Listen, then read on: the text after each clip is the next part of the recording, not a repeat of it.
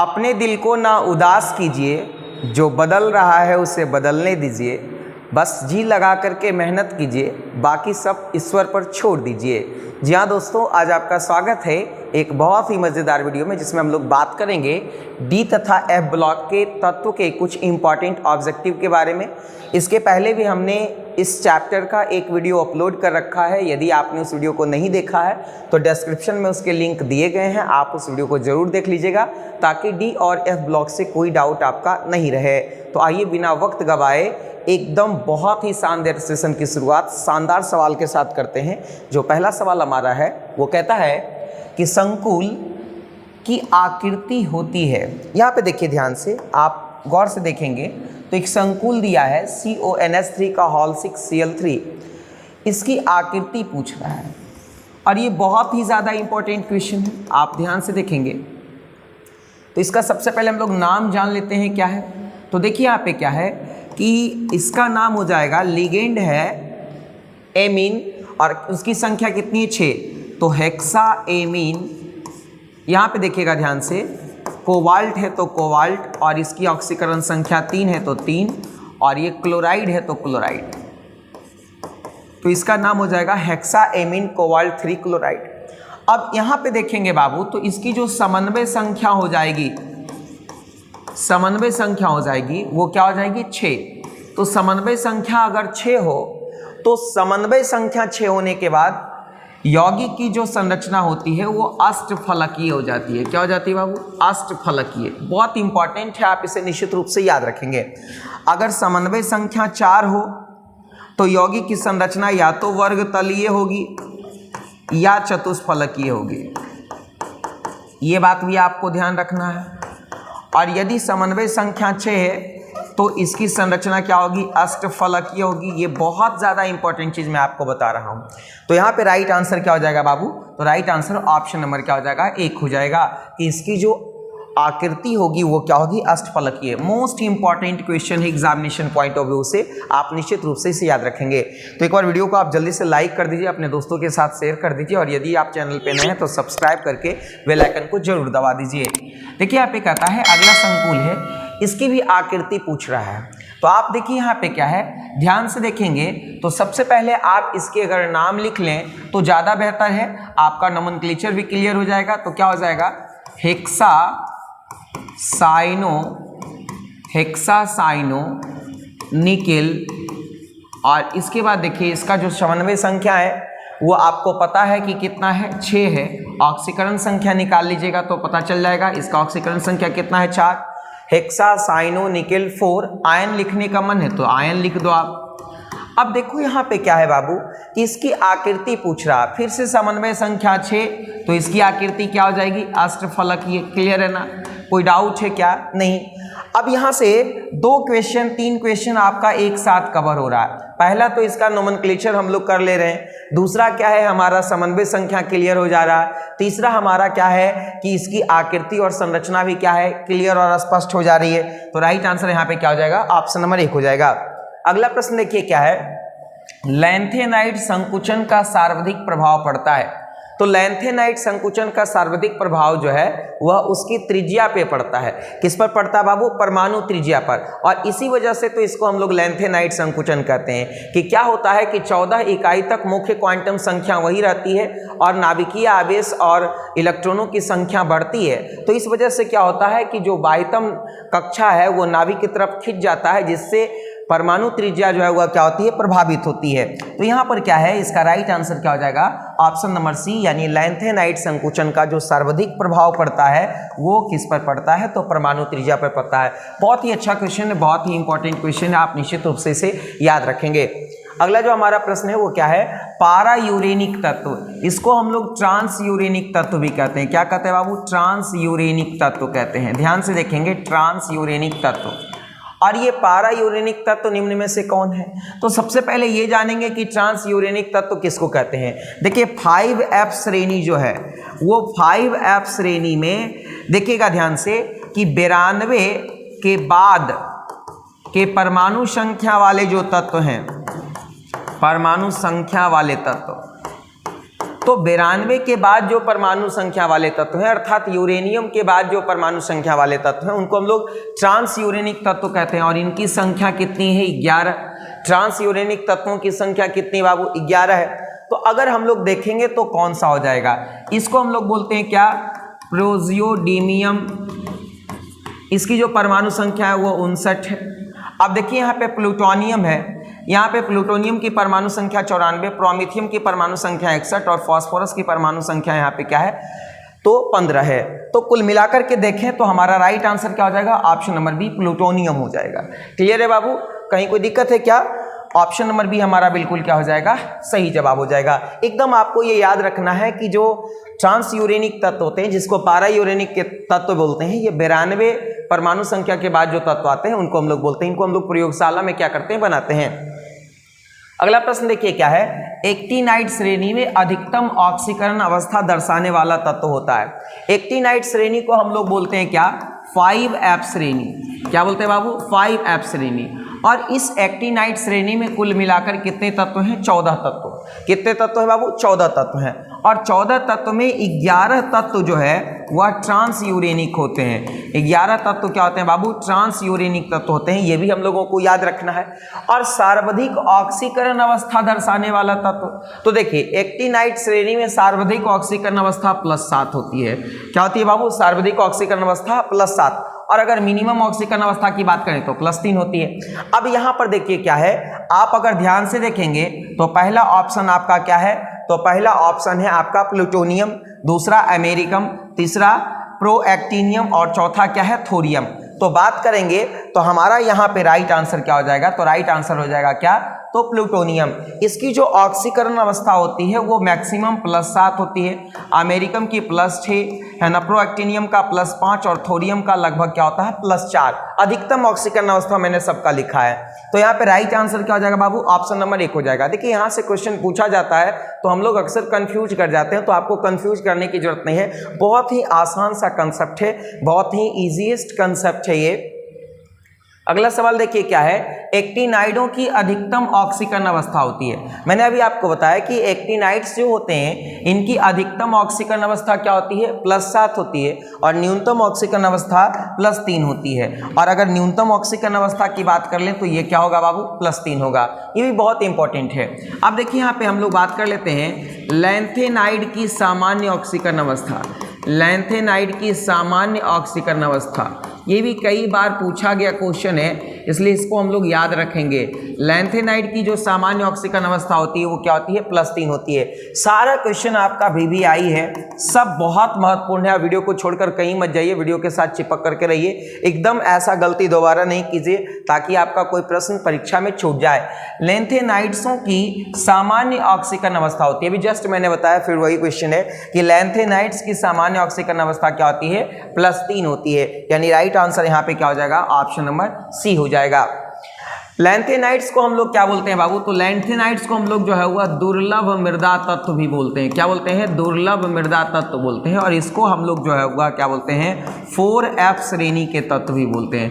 4F श्रेणी के क्या बोलते हैं? तत्व बोलते हैं। ये भी हम लोगों को याद रखना है। और ये आपका जो है वह क्या है? देखिए यहाँ पे सीरियम से लेकर के जो है वह ल्यूटीशियम तक होता है। कहाँ से कहाँ तक? सीरियम से ल्यूटीशियम तक लगभग जो है वह 14 तत्व होते हैं। तो इस तरह से हम लोगों को याद रखना है। इसके लैंथेनाइड इसलिए कहा जाता है क्योंकि ये लैंथेनम के बाद शुरू होने वाला सीरीज है, इसलिए इसको हम लोग लैंथेनाइड्स कहते हैं। अगला प्रश्न देखिए, क्रोमियम की अधिकतम अस्थायी ऑक्सीकरण अवस्था है। बात हम लोग क्रोमियम की कर लेते हैं। तो क्रोमियम के परमाणु संख्या क्या होती है बाबू? 24। और इसका अगर हम लोग इलेक्ट्रॉनिक विन्यास लिखते हैं तो आर्गन 18, उसके बाद क्या होता है 3d5 और उसके बाद क्या होता है 4s1।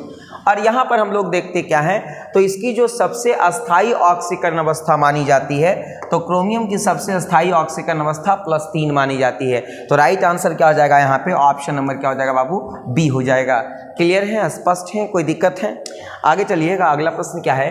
निम्नलिखित में कौन प्रतिचुंबकीय है? ये बहुत ही ज़्यादा इंपॉर्टेंट क्वेश्चन है, चूँकि यहाँ से बहुत बार प्रश्न पूछा गया है, इसलिए आप निश्चित रूप से इसे याद रखेंगे कि सबसे क्या बोलते हैं प्रति चुंबकीय पूछ रहा है यहाँ पे। तो प्रति चुंबकीय में देखिए क्या है, यहाँ पे सीरियम 4+ में 4f में 0 इलेक्ट्रॉन होगा, यहाँ पे टर्बियम 4+ में 4f में 7 इलेक्ट्रॉन है ना, यूरोपियम 2+ में भी 4f में कितने इलेक्ट्रॉन होंगे, 7 इलेक्ट्रॉन होंगे। तो जरा आप देखिएगा ध्यान से, तो ये दोनों जो है वह आपके क्या हो जाएंगे, तो ये दोनों आपके अनुचुंबकीय हो जाएंगे। अनुचुंबकीय इसलिए हो जाएंगे बाबू क्योंकि इनका जो 4f ऑर्बिटल है वह हाफ फील्ड है, यानी इन दोनों में जो है वह क्या है, 7 अनपेयर्ड इलेक्ट्रॉन है। कितने अनपेयर्ड इलेक्ट्रॉन है बाबू, 7 अनपेयर्ड इलेक्ट्रॉन है, बट इसमें कोई अनपेयर्ड इलेक्ट्रॉन नहीं है। और प्रति चुंबकीय हम लोग उसी को बोलते हैं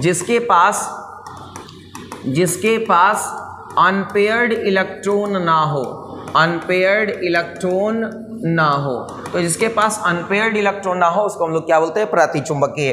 तो यहाँ से कुल मिलाकर के आंसर हमारा कौन सही हो जाएगा बाबू, ऑप्शन नंबर 1। ये क्वेश्चन बहुत दफा पूछा गया है, कभी पूछ भी देगा कि 4f माफ करें, यहाँ पे टर्बियम 4+ आयन में जो है वह 4f में कितने इलेक्ट्रॉन है, इस तरह का भी सवाल पूछा जाता है। तो आप निश्चित रूप से इसे क्या करेंगे, याद रखेंगे। आगे चलिए, अगला प्रश्न क्या कहता है, दुर्लभ मृदा तत्व कहते हैं। तो मैंने आपको बताया कि देखिए यहाँ पे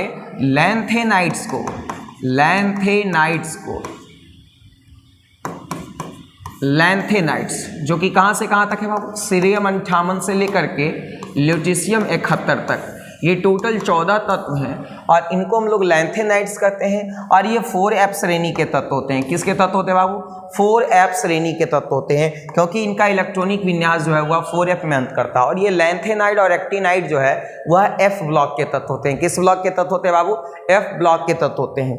आगे देखिए अगला सवाल क्या कहता है, निम्न में से कौन सा तत्व पिग आयरन में मुख्य अशुद्धि के रूप में पाया जाता है। तो देखिएगा ध्यान से कि पिग आयरन में करीब करीब 2.5% से लेकर के करीब करीब 4% तक जो है वह कार्बन की मात्रा होती है। किसकी मात्रा होती है, 2.5% से लेकर के 4% तक। ये भी क्वेश्चन पूछा गया है कि पिग आयरन में जो है वह कार्बन की मात्रा कितनी होती है, तो 2.5% से 4% तक होती है। और उसमें अशुद्धि के रूप में आपके सिलिकॉन होते हैं, फास्फोरस होते हैं, सल्फर होते हैं, इसके अलावा मैग्नीज भी होता है और भी बहुत सारी चीज़ मौजूद होते हैं। तो अगर हम लोग कुल मिलाकर के कहें तो यहाँ पे राइट आंसर क्या हो जाएगा, ऑप्शन नंबर डी। ये भी बहुत ज़्यादा इंपॉर्टेंट क्वेश्चन है बाबू एग्जामिनेशन पॉइंट ऑफ व्यू से, क्योंकि यहाँ पे हम लोगों ने 2-3 क्वेश्चन को क्या किया है, कवर किया है। सबसे पहले मैंने ये बताया कि पिग आयरन में मुख्य अशुद्धि के रूप में कौन कौन होता है, तो सल्फर, फास्फोरस, आपका सिलिकॉन, मैग्नीज, ये सभी होते हैं। और यहाँ पर कार्बन की जो मात्रा होती है उसमें कितना होता है, 2.5% से लगभग 4% के आसपास। आगे देखिए अगला प्रश्न क्या है, निम्न में से किस यौगिक में संक्रमण धातु की ऑक्सीकरण अवस्था शून्य है।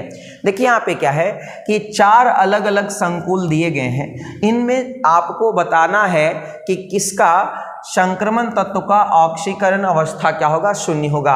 अब देखिए मैं पहला का निकालता हूँ, हमको निकालना है यहाँ पे किसका, तो फेरस का। तो यहाँ पे फेरस का x मान लिए। अब ये कार्बोनिल समूह है, कार्बोनिल समूह का क्या होता है, ऑक्सीकरण संख्या 0, और ये कितनी संख्या में है, 5।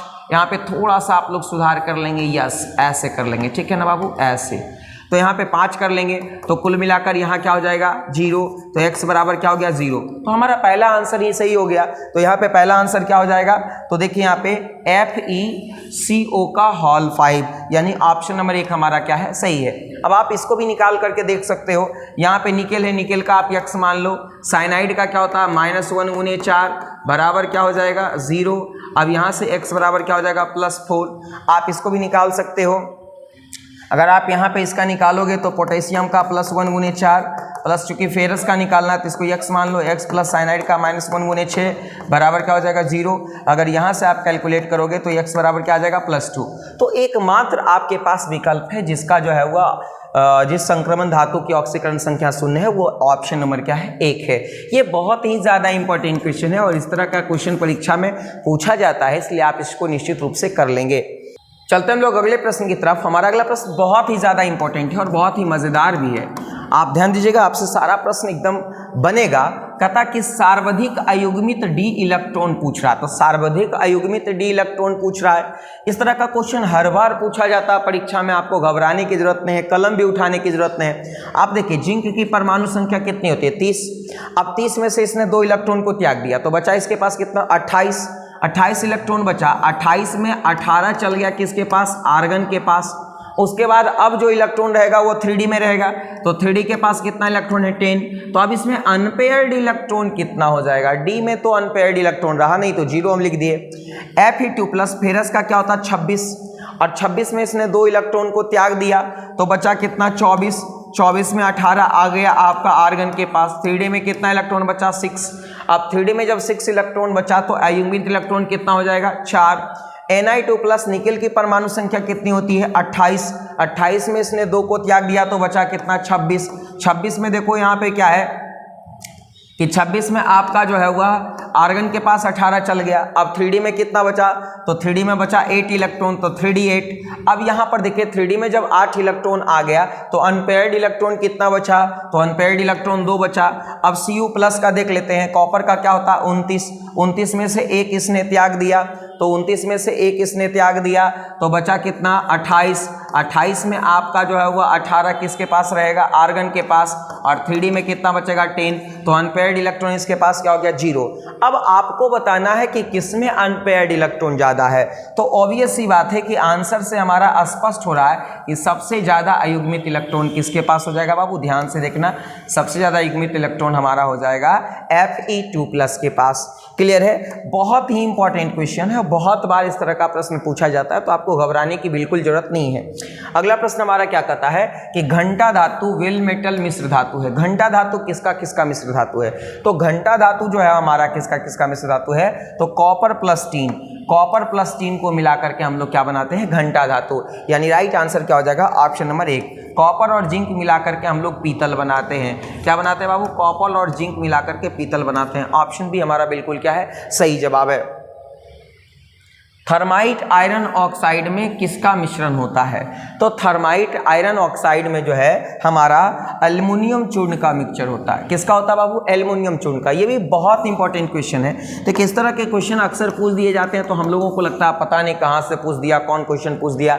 तो थर्माइट आयरन ऑक्साइड में जो है वह किसका मिश्रण होता है बाबू, एल्युमिनियम के चूर्ण का।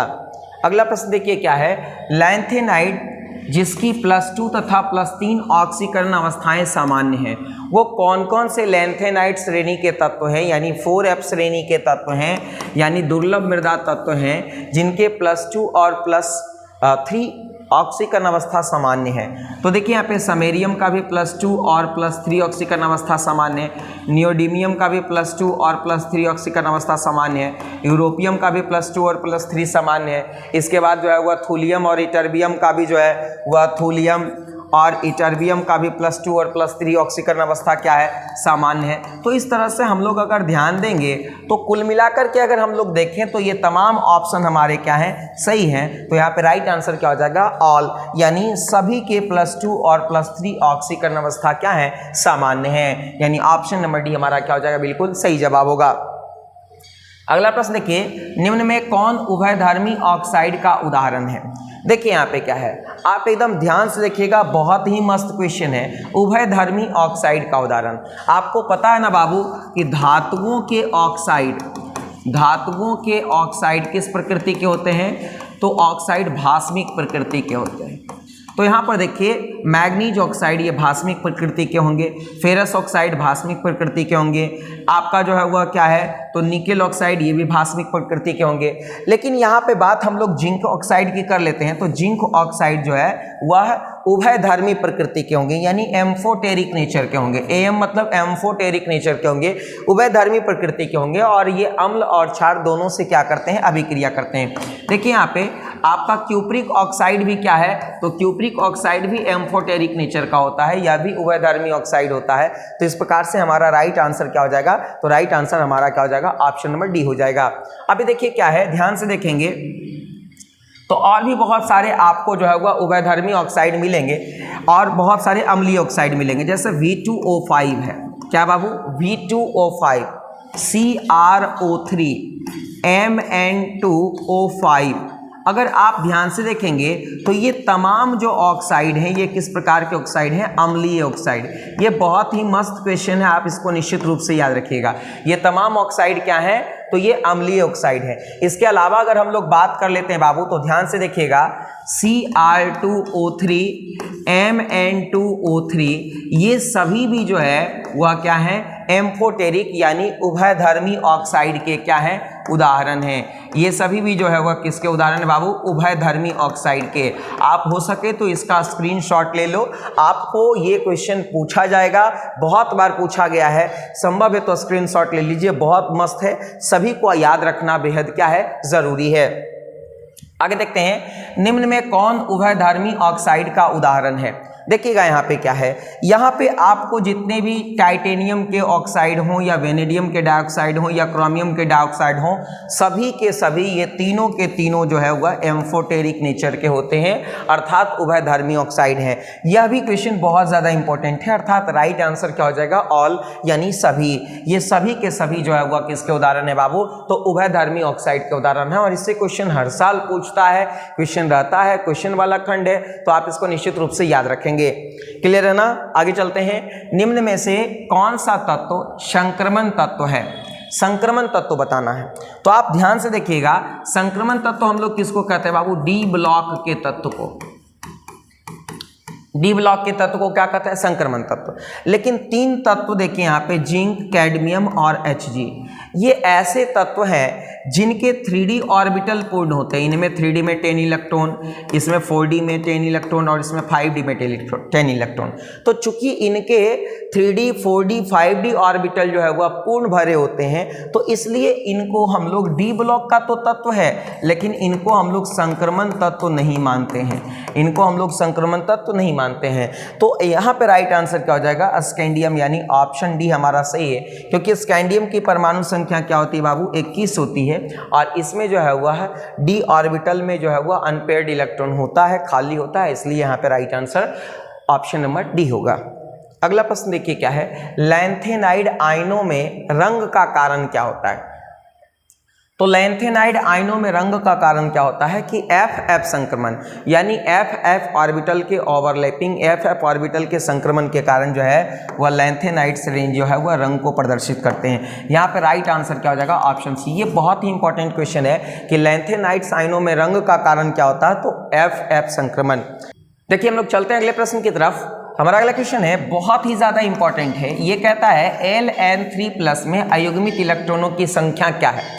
तो बात हम लोग लैंथेनम की कर लेते हैं। लैंथेनम का परमाणु संख्या कितना होता है बाबू? 57। अगर इसका इलेक्ट्रॉनिक विन्यास हम लोग लिखें तो कुछ इस तरह से लिखाएगा, ये जेनन है, और इसके बाद देखिए क्या है आपका, जेनन के बाद 4f0, उसके बाद क्या है 5d1 और 6s2, यानी यहाँ पे ध्यान से देखिए ये आपका लैंथेनम है। अब यहाँ पे लैंथेनम 3 इलेक्ट्रॉन त्यागेगा, तो 3 इलेक्ट्रॉन त्यागेगा अपना 6s से 2 इलेक्ट्रॉन और 4d से माफ करें 5d से 1 इलेक्ट्रॉन त्याग देगा।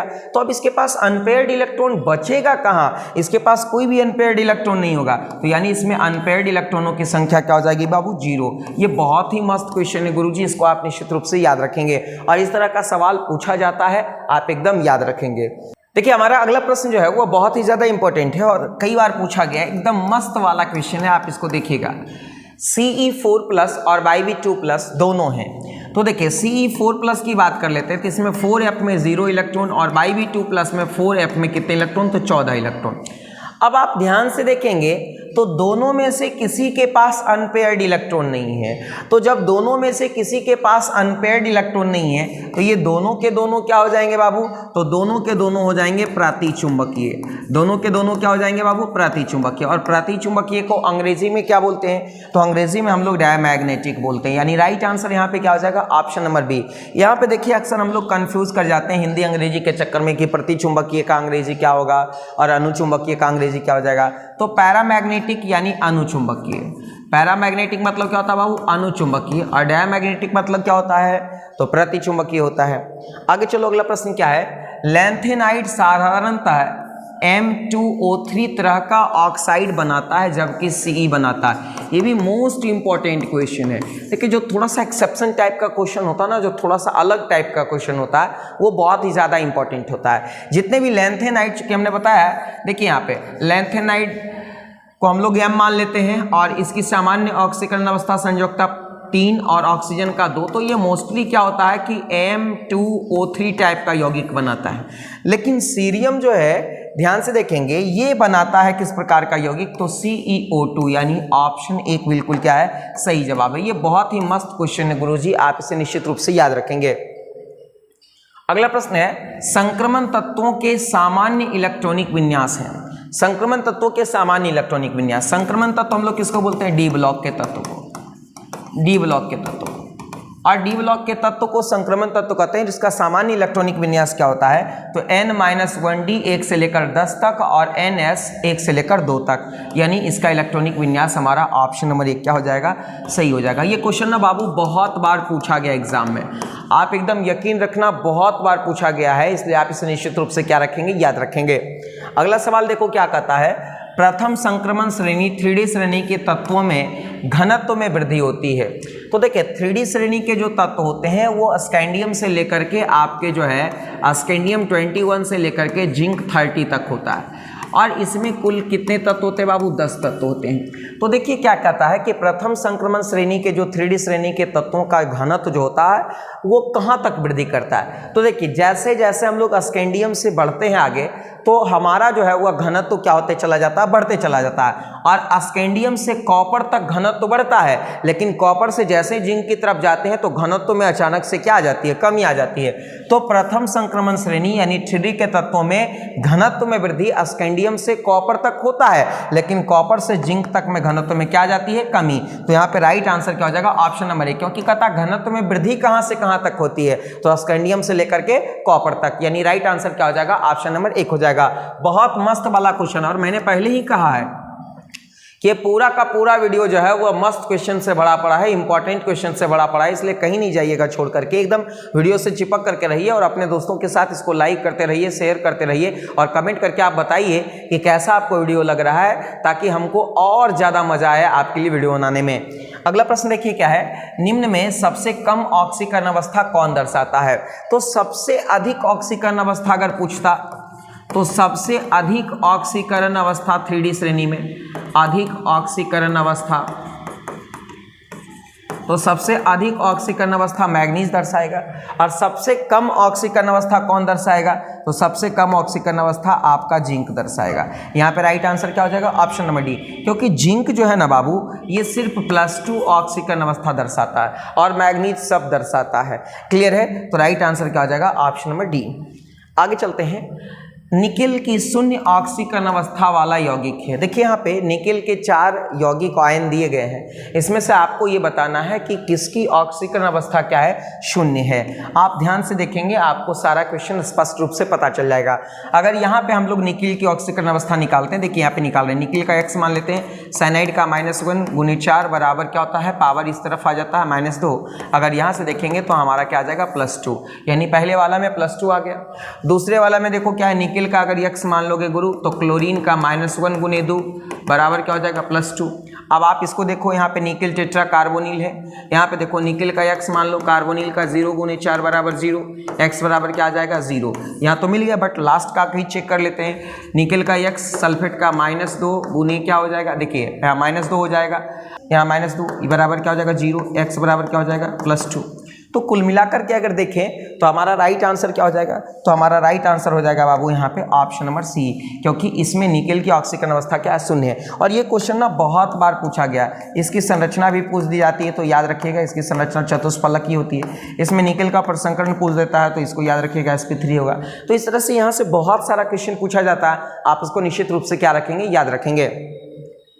अगला प्रश्न देखिए, आयरन की शून्य ऑक्सीकरण अवस्था वाला यौगिक है, निम्न में से किसमें आयरन की शून्य ऑक्सीकरण अवस्था है। तो देखिए आपको एक बात बता देते हैं, जितना भी कार्बोनिल होता है ना बाबू, उसका ऑक्सीकरण अवस्था क्या होता है, 0। यहाँ पे देखिए ऑप्शन बी को हम लोग चेक कर रहे हैं, X मान लेते हैं, फिर इसका 0 × 5 बराबर क्या होता है, 0, X बराबर क्या आ जाएगा, 0।